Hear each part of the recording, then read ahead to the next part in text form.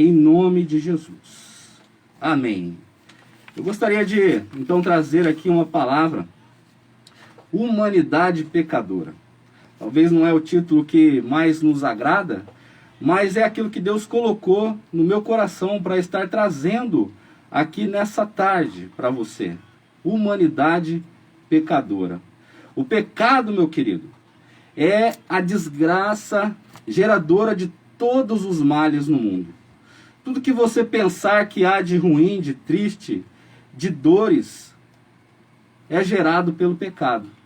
Desde uma simples alergia, uma tosse, uma gripe, uma pandemia, até uma guerra mundial, é gerado pelo pecado. O pecado, ele entrou no mundo por meio de Adão e Eva, conforme nós lemos aqui neste texto. O pecado, ele vem através dos nossos pais, Adão e Eva. Foi um ato de desobediência. Quando Deus disse para eles, alertando eles para que eles não fizessem aquilo, não estendessem a mão, não comessem daquele fruto. O pecado foi o ato de desobediência, foi o ato de rebeldia. E por causa do pecado de Adão e Eva, toda a humanidade, a partir de Adão e Eva, passou a ser também alcançada por esse mal, pelo pecado. Só para você entender a gravidade do pecado e a abrangência do pecado, pensa, por exemplo, num inseto. Vamos pensar aqui numa aranha. O que a aranha faz? A aranha faz teias de aranha. Um pássaro, o pássaro voa. O peixe ele respira debaixo d'água. E o ser humano? O ser humano peca. A natureza do ser humano é a pecaminosidade.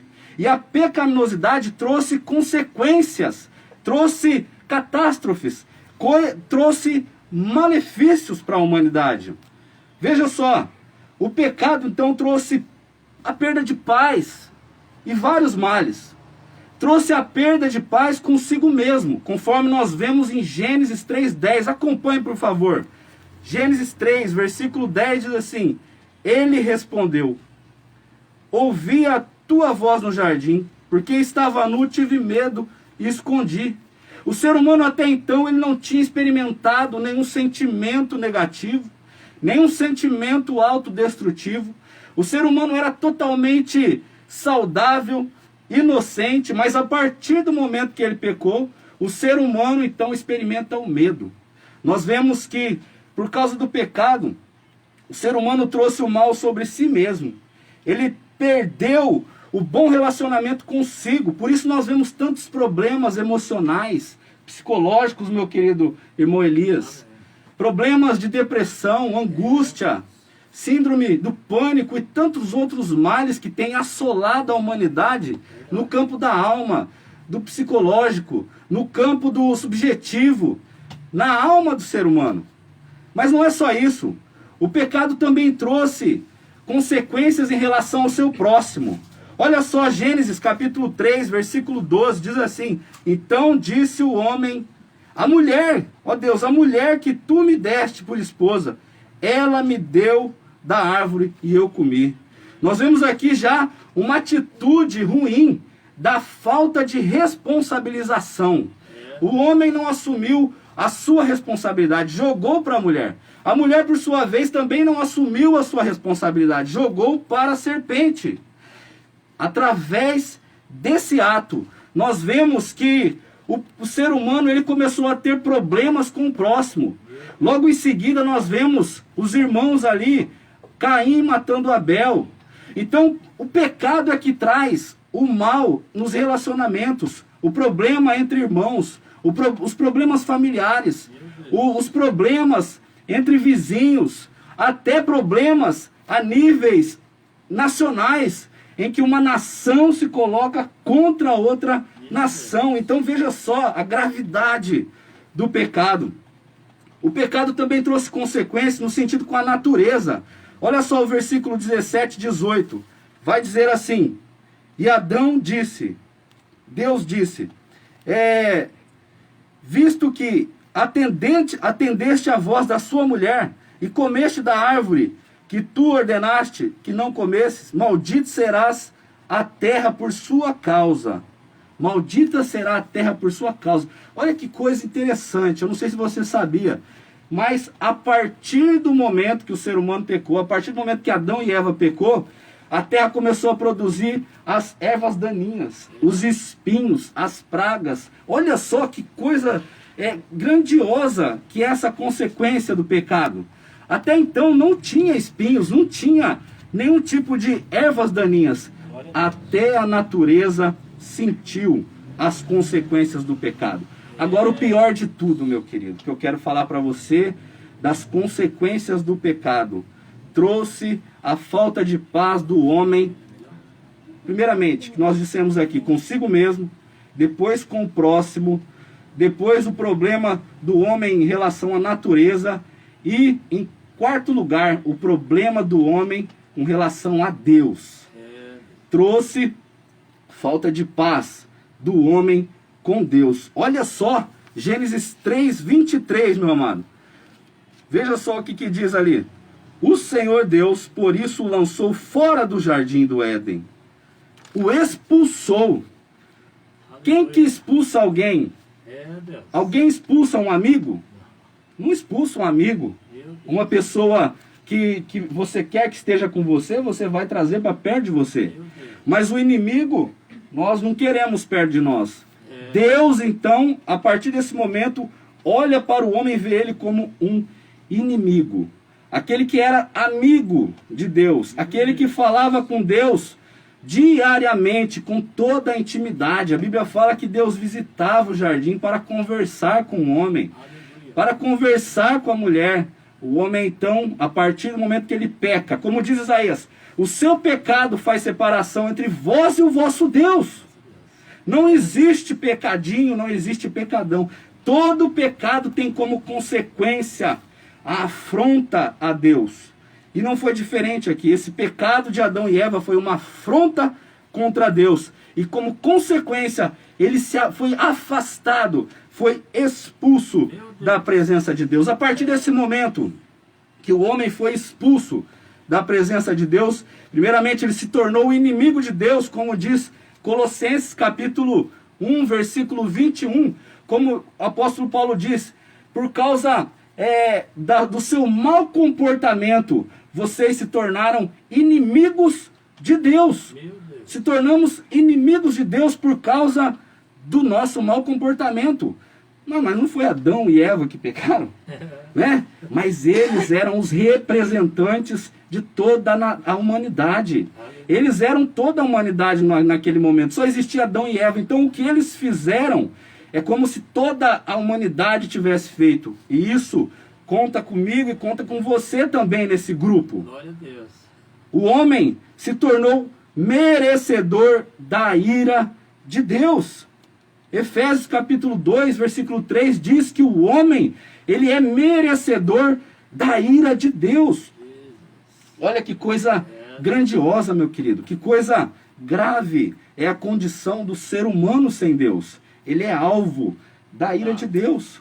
Eu quero ser alvo de uma metralhadora, meu querido. Eu quero ser alvo de uma bazuca. Eu quero ser alvo de um míssil. Eu quero ser alvo, meu irmão, de uma bomba nuclear, mas eu não quero ser alvo. Eu não sei você, mas eu não quero ser alvo da ira de Deus. Pensa só, o tamanho desse Deus, o poder desse Deus. Ele criou o universo com as suas palavras. Haja e ouve. Ele mediu o universo com a palma da sua mão. Que Deus grandioso é esse? Eu quero ser alvo do amor de Deus. Aleluia. Eu quero ser alvo da amizade de Deus. E você? Eu espero que você também queira ser alvo do amor de Deus. Olha só.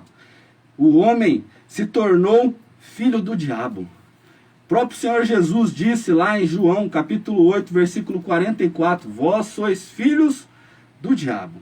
Todo aquele que ouve a palavra de Deus e não a obedece. Todo aquele que não adora a Deus, que não serve a Deus, que não busca o relacionamento com Deus, ele não é. Olha, você já ouviu falar aquela frase assim? Perdão. Todos são filhos de Deus? Ah, todo mundo é filho de Deus, né? Às vezes a gente ouve assim, até os animais é filho de Deus. E daí, biblicamente, esse negócio é verdade ou não? Não, não é verdade, meu querido. Nós estamos aqui para falar a verdade. Glória a Deus. Não é?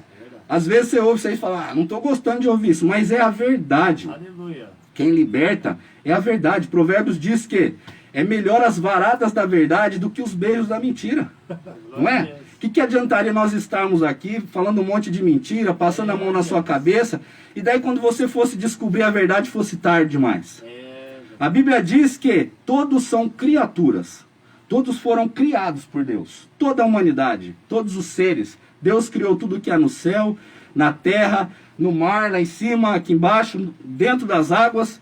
Porém, João, capítulo 1, versículo 12, diz assim, ó: mas a todos quanto recebeu, foi-lhes dado o poder de serem feitos filhos de Deus. Aleluias! Olha, isso é uma boa notícia para você. Se você não sabia disso, meu querido. Recebeu quem? Recebeu Jesus. Deus, Ele quer que sejamos seus filhos. Olha só, depois de tanta notícia assim, preocupante, de que nós nos tornamos inimigos de Deus, merecedores da ira de Deus, se tornamos a humanidade toda filhos do diabo. Porém, Deus, Ele providenciou uma solução, glória a Deus. Aleluia. Deus tem uma solução para tudo isso. E é por isso que nós estamos aqui, alegres, felizes, transmitindo essa mensagem que é uma boa mensagem. É uma boa notícia. Deus, Ele providenciou uma solução. Olha só, Gênesis capítulo 3, versículo 15, diz assim, ó: porém inimizade entre ti e a mulher, entre a tua descendência e o seu descendente. Este te ferirá a cabeça e tu lhe ferirás o calcanhar. Aleluia. O que está falando aqui? A descendência da mulher, quem é? Cristo. A descendência da serpente, quem é? O diabo. E isso se cumpriu. Ah, se cumpriu aonde? Se cumpriu na cruz do Calvário. É forte, Jesus. É, a serpente picou o calcanhar ali do Filho do Homem e ele pisou na sua cabeça. Jesus esmagou a cabeça da serpente. Ele venceu o diabo. Nós estamos hoje, véspera de Páscoa, né? Nós estamos aí para comemorar que Jesus, Ele morreu na cruz. Ele morreu na cruz por mim e por você. Mas Ele ressuscitou ao terceiro dia. Essa é a boa notícia. Ele venceu a morte. Ele venceu o inimigo. Ele nos trouxe de volta a oportunidade de fazermos parte da família de Deus. Olha só, a salvação é um favor de Deus.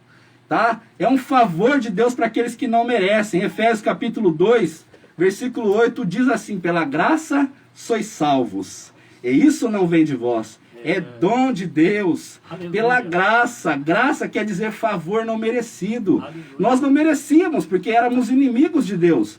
Nós éramos merecedores da ira de Deus. Nós éramos filhos do diabo. Nós não merecíamos, mas Ele quis providenciar essa solução maravilhosa para nós. Aleluia, glória a Deus.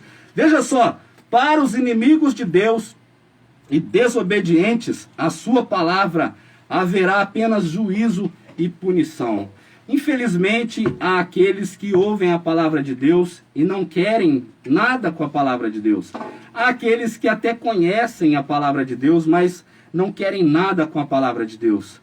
Segundo aos Tessalonicenses capítulo 1, versículo 8, diz assim, que com fogo ele trará juízo sobre todos aqueles que não conhecem a Deus e sobre aqueles que resistiram a obedecer o evangelho de Jesus Cristo.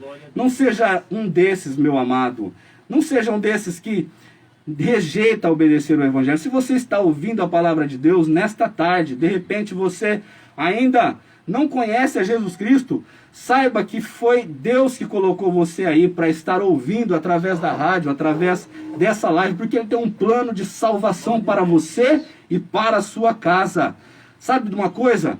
Deus, Ele quer perdoar todos os seres humanos que estão vivendo longe dEle. Ele quer perdoar. Tem uma história que diz, Elias, que um médico sueco, ele era um médico excelente, um maravilhoso profissional, uma pessoa que tinha um coração muito bom. E ele faleceu. Então a sua esposa encontrou o caderno de anotações dele. E daí ela viu lá vários nomes assim, ó. Sim. Não cobrar desse, porque é muito pobre. Não cobrar desse, porque é muito pobre. É forte. Não cobrar desse. Vários anotado a vermelho. Aí a mulher não pensava igual o médico, igual o homem. E foi atrás do direito. Não, eu quero receber isso daí. Quando ela chegou diante do juiz, o juiz disse assim, olha, você pode desistir, porque você não vai ganhar essa causa em tribunal algum, porque aqui está assinado com a letra do seu marido perdoando todas as dívidas. Da mesma forma, Deus, ele assinou a sentença de perdão para todo aquele que crê em Jesus Cristo. Então, se você crê em Jesus Cristo, como diz Jeremias capítulo 31, versículo 34, perdoarei a sua maldade e nunca mais me lembrarei dos seus pecados. O inimigo pode jogar na sua cara coisas do seu passado, dizer que você é pecador, que você não merece nada que Deus faz por você, que você não merece o perdão de Deus. Responda, realmente eu não mereço, mas em Cristo Jesus eu sou mais do que vencedor, porque Ele morreu por mim na cruz do Calvário. Aleluia. Glória a Deus. Eu quero concluir essa mensagem para passar aqui para o nosso querido irmão Elias, dizendo o seguinte: a mensagem que nós trazemos é uma mensagem de paz.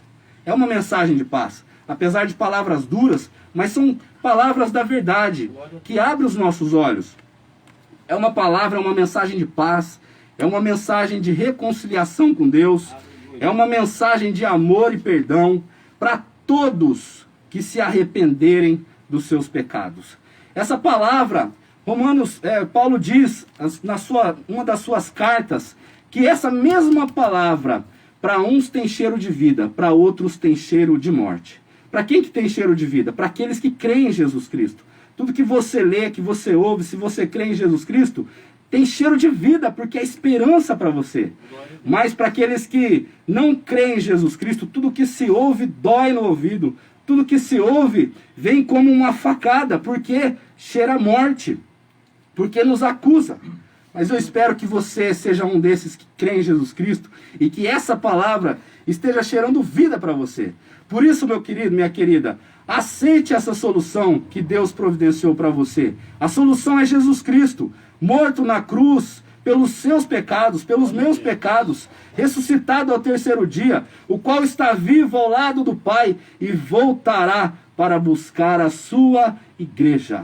Que Deus realmente possa abençoar você e que através dessa palavra o Espírito Santo possa gerar entendimento no seu coração e te dar uma perspectiva aberta a respeito de Deus e você possa realmente entender o que Deus fez por mim e fez por você. Amém? Deus abençoe você grandemente. Obrigado, irmão Elias, pela rica oportunidade mais uma vez.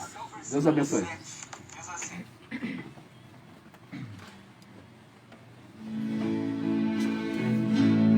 Mas tua voz me acalmou. Beleza. Você não repara, você falou que eu tenho que ir para Guaracema, tá? Deus abençoe. Precisar de mim, pode consultar. Deus abençoe.